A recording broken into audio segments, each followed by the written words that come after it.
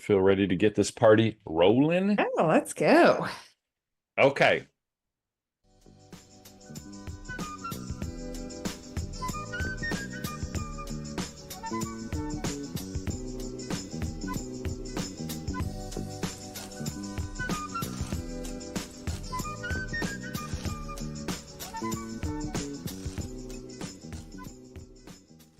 So we are back for another episode of PoPCast, and today we are looking at middle school, sixth through eighth grade, planning for a pop lesson that continues this idea of connecting ideas together. So we're looking today at advanced compound sentences.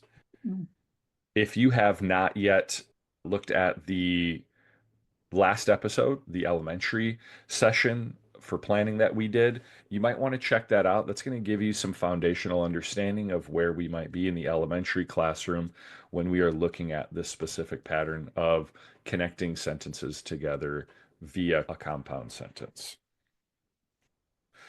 Whitney, I think I'm going to run the show today. I'll be the Oh, lead okay. in our PLC group, and Yes. I'm going to just ask for your brilliance whenever you would like to add it to the conversation so that we can just build the best possible lesson in an efficient amount of time for a middle school classroom. How does that sound?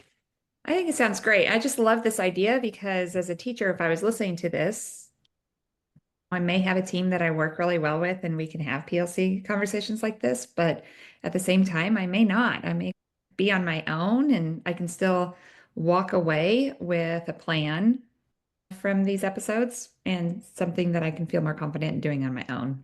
So I think it's great. Yeah, love that. Great point. I remember at the start of my career spending a few school years as the lone person on my team in my specific grade level, my specific prep. So this another, if you feel like you are out there on an island sometimes with planning, feel free to dive in with us. Yeah. And we're going to have resources connected in the episode notes, as well as give you some shout outs to some connections that we're making in the episode. So Hey, without further ado, let's do it. let's do it. All right, we are going to take a look at, for planning purposes, we're taking, so this slideshow, when you access it in the show notes, will probably be reorganized in the classroom facing view. But we flipped it thinking about as we're planning, we want to start with that standard and start with the language that we want to focus on for that standard. So in this case, we are taking a look at two possibilities for focus phrases. One is based on our dip into the middle school patterns of power book. We're looking at more advanced compound sentences. Where I would look for this specific lesson as a comparative view in the book is lesson 5.3. If you have the green book in your possession, it's going to start on page 140. And what I want to do as a planning hack, an efficiency hack, is take a look at the focus phrase and think about, is this one that I can just take and use right away? Steal it, put it into my lesson. So this is our first option. I use compound sentences to join ideas.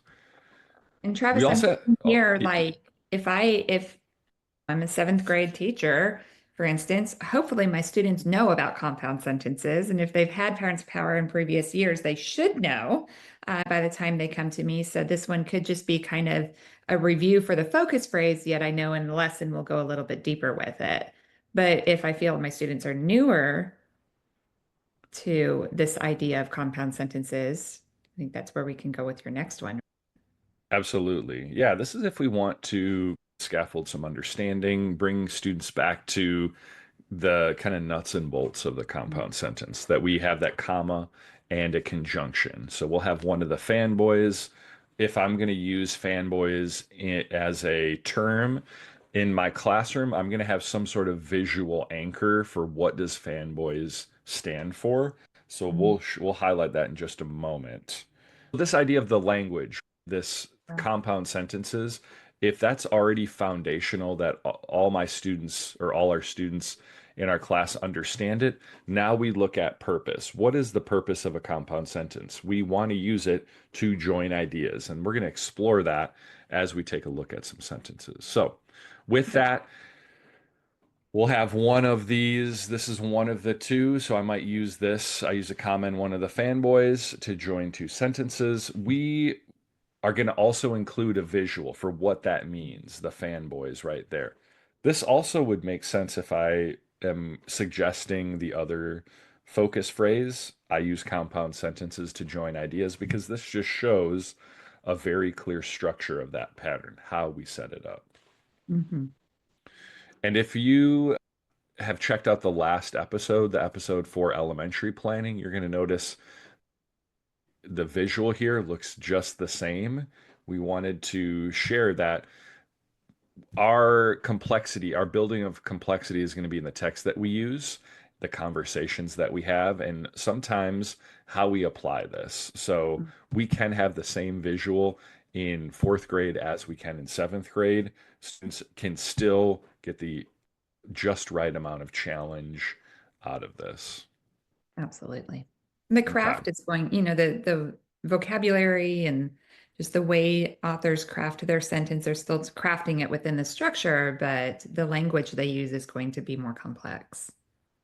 So Yeah, having the thank you. understanding of structure, you can get into more complex language that way. Let's take a look at the excerpt that we're going to use.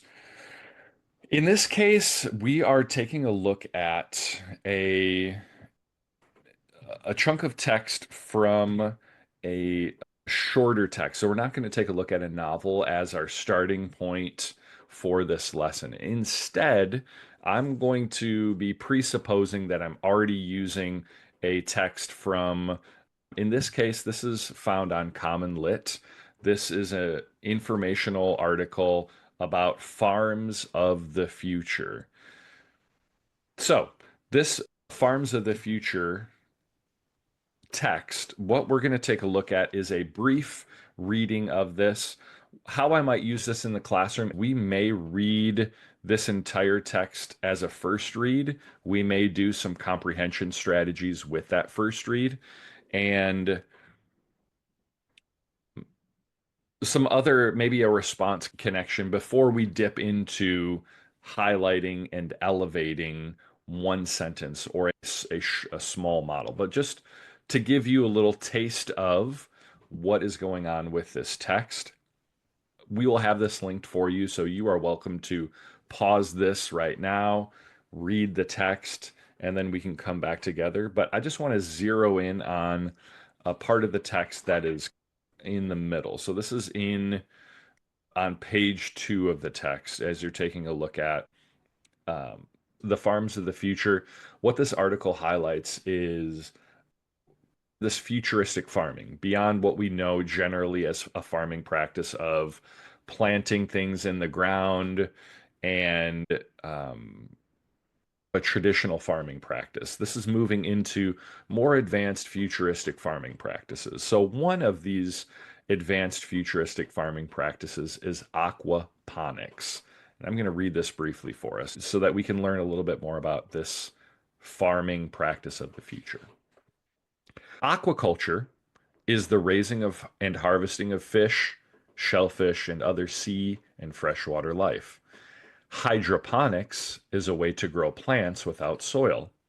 Some people combine the two methods into aquaponics.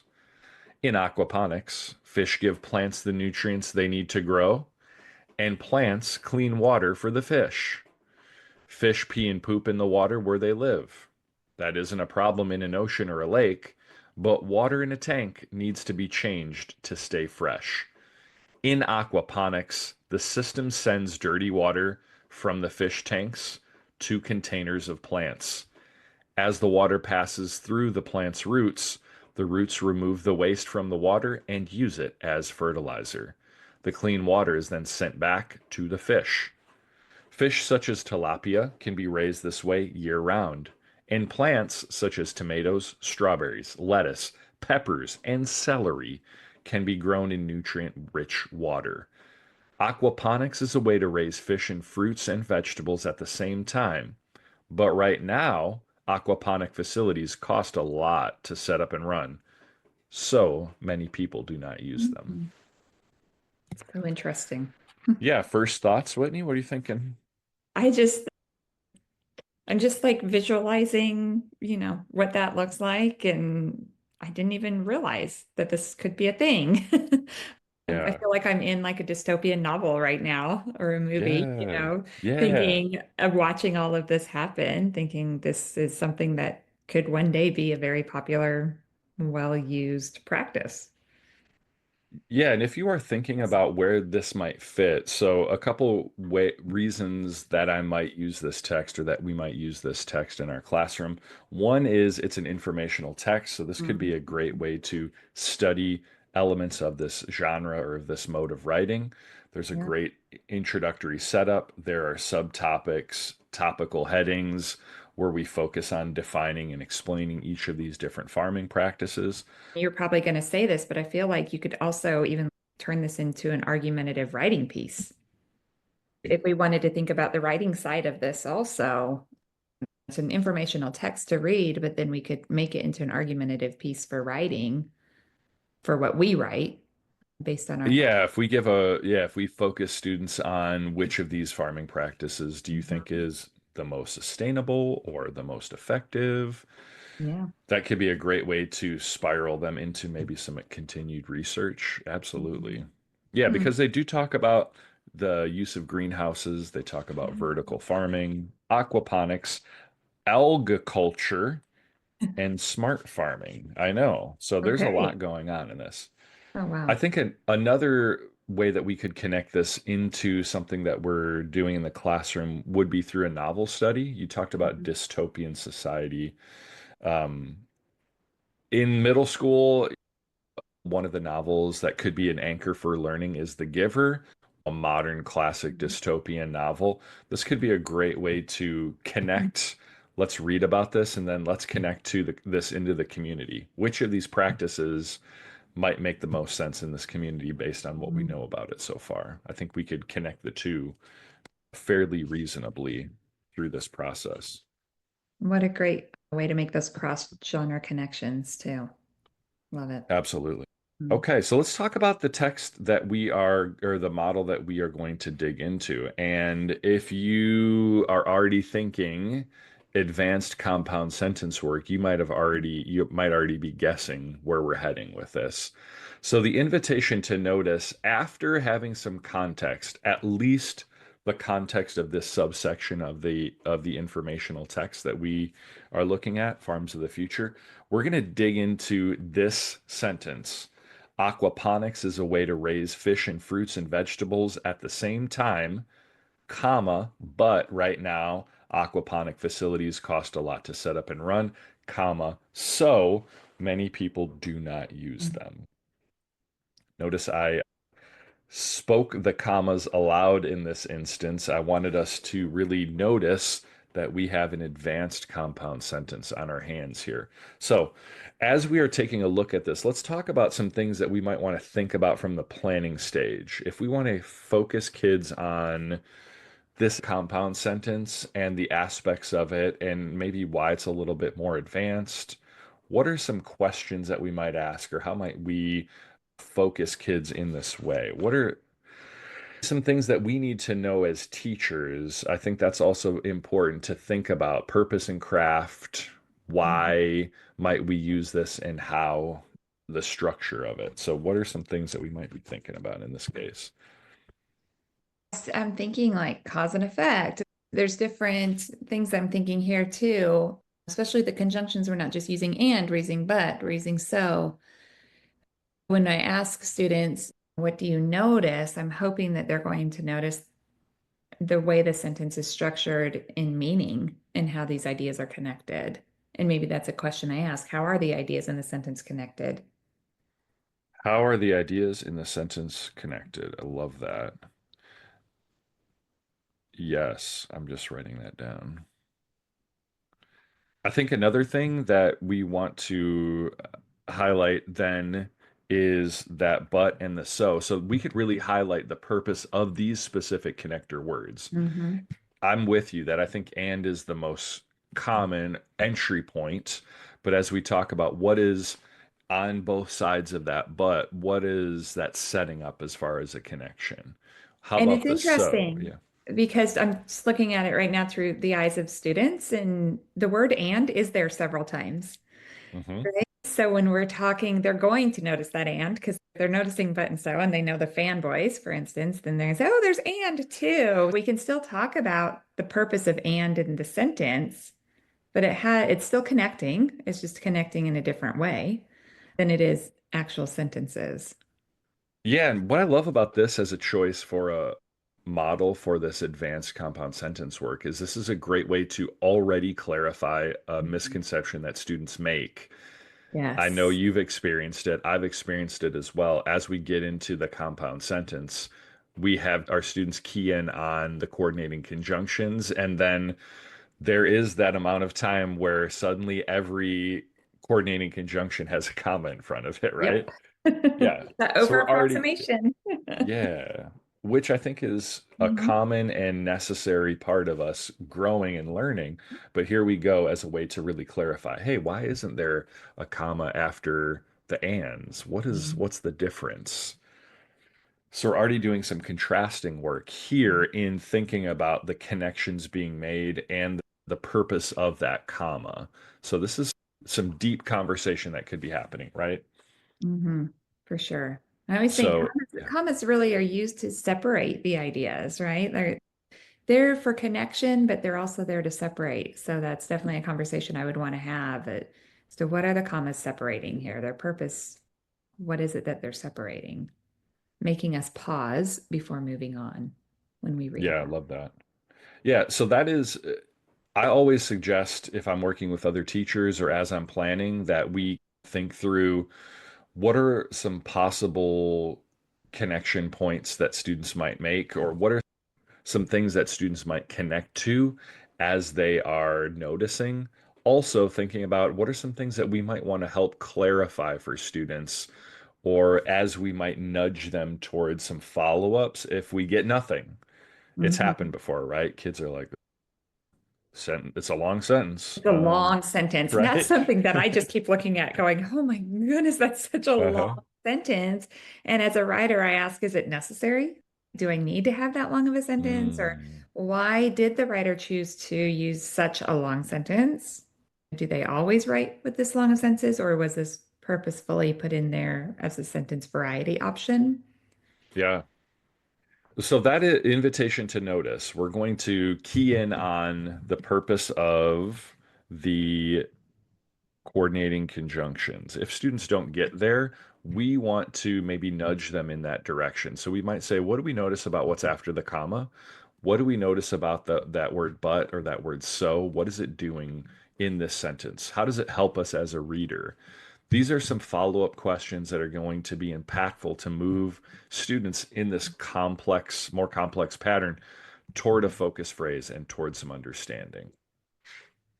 That is our invitation to notice. Let's move into compare and contrast. I want to share, or we want to share some options that we have for comparing and contrasting. One of them, Whitney, I think speaks very specifically to that thought of, whoa, this is a long sentence.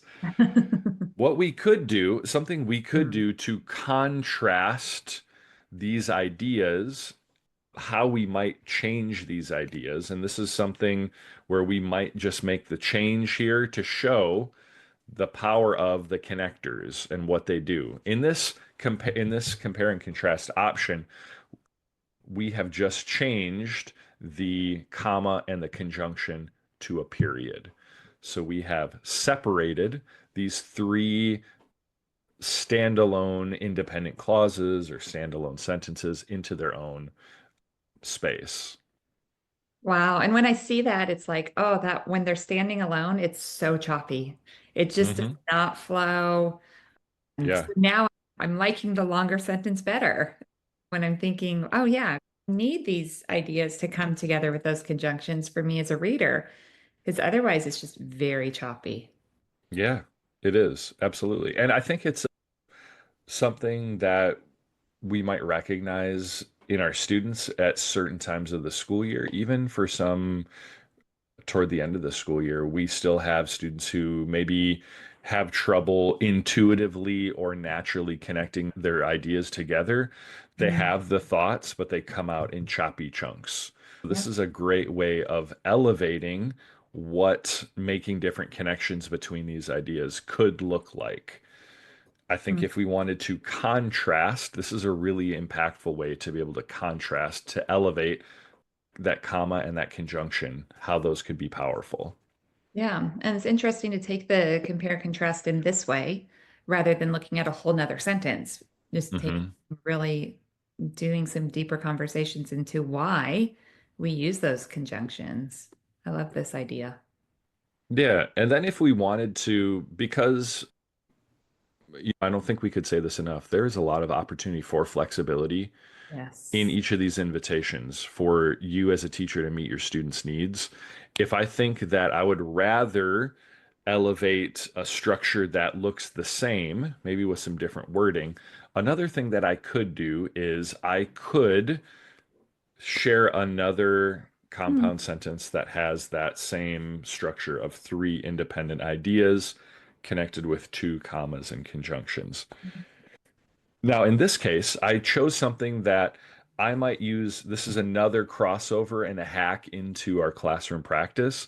I'm going to be in my classroom doing first chapter Friday reads every Friday. If not that Friday, I might cross it over into Thursday or Monday, depending on what we have going on in school. But in this case, I found as I was previewing a first chapter Friday, I found that Crystal Allen, the author of Between Two Brothers, this book right here that I've got, ooh, there it is Hmm. in reverse. Need to write Between that Two one down. Brothers, she uses a few of these advanced compound sentences. So there are, I think, three that I found in chapter one alone. I thought that this is a great way to elevate either before or after this read aloud of the first chapter. Again, I want to use it to entice my students to choose some different independent reading options they might not necessarily gravitate toward without knowing about it. But here we go. Now we can insert just this little piece into our work with patterns of power. What So, I love about this one is, again, just thinking through the student's eyes, is this sentence is the same structure, but it doesn't look as long. It yeah, doesn't look as intimidating. I feel like when it comes to imitating, I could imitate this one. Whereas the aquaponics one, I'm sure I could, but it's going to take me some time and it, for a lot of students, it might be like, I can't do that. Whereas yeah, compare contrast gives them another option for that same structure, but maybe more reachable for some absolutely. students. So, Yeah, and that's always something on our minds is how do we move toward imitation in a way that's going to be sustainable, where students feel like yeah. it's just the right amount of challenge for them, but they still can find success. Mhm. So this, to me, this is in a piece of the text where the main character Isaiah, it's his birthday in chapter one. He just got a new phone and he's taken a family picture. And so this is what happens in the family picture. Seth, Oh, his older brother, checking his phone. Dad is making breakfast, so he's trying to steal a piece of bacon. Mom's stopping him from doing it, right? By grabbing his wrist.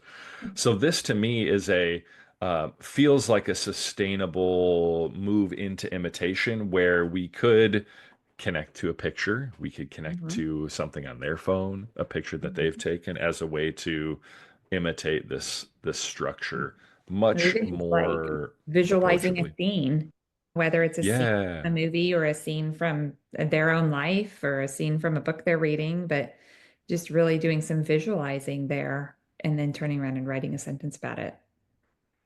Yes. Yeah. So options. Let me just share two more. So Oh, okay. this, yeah, this first one is if we wanted to cross over Mm. into a different genre, here's a little poetry love. If we wanted to get into some Robert Frost, The Road Not Taken ends with a great Mm. advanced compound sentence. There's one that might be interesting. I think it could also be a little bit more approachable for imitation. Sure. This next is another from Crystal Allen's Between Two Mhm. Brothers. This is where he is. So the setting, they live on a farm, and he's starting by feeding his animals on the farm. So he's doing some dance moves for his pigs as he's feeding them. Very cute. I love it. Such a fun story, And yes. that's more first person. So both of those are, which is interesting. Yeah. Yeah, and I think this would be a great way, the second version of showing how we could move story along. We could use Yes. this advanced compound sentence structure to move our story along, because that's really, this takes him from one place, from one Yeah. part of the farm to another, because of the pigs not really being into his moves. Hmm. And I like the Robert Frost one because it uses the conjunction and. Still the advanced compound sentence, but now you're using and twice. So that's a nice contrast too. Like that.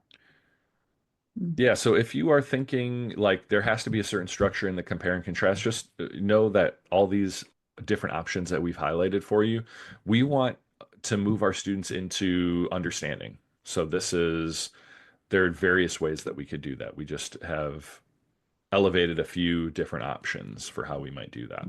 And really, you could even take two of these. You could take the one where it breaks the sentences apart and they see the choppiness of it, and then immediately you could go into one of these other options for them Yeah, to look at. Now that they have a visual of why we use that structure, and then they can look at another one to help cement that structure with different context as they think about imitating. that's really smart. That's Mhm. great Like thinking. that. Because you could easily do that too. It doesn't have to be just one compare contrast. It doesn't need to go overboard and you spending your whole period comparing and contrasting, but I think it's okay to break it down, take a look at it, and then share another example too. Yeah, remembering that around 10 minutes for each of Yes. these is really impactful. It keeps kids focused. Beyond 10 minutes, oftentimes that devolves into not really productive conversation, at least in most of my experiences. So if we need to bring this across over 2 days, I think this is something important to think about, the Mhm. options that you have. But yeah, that was really smart that you brought that up, of maybe a couple days of compare and contrast more than one. All right, so we've covered a lot of ground today in our planning for this middle school patterns of power lesson on advanced compound sentences. We've dug into our focus phrases, explored the informational text about aquaponics, titled Farms of the Future, which you can find in the show notes or through Common Lit, and we've looked at different options for comparing and contrasting these sentence structures. Next time, Whitney and I will get right into the invitations to imitate, suggestions for setting up novel ways to share and celebrate, application, and the final editing conversations to wrap up the planning of this lesson set. Looking forward to continuing to learn together. See you then.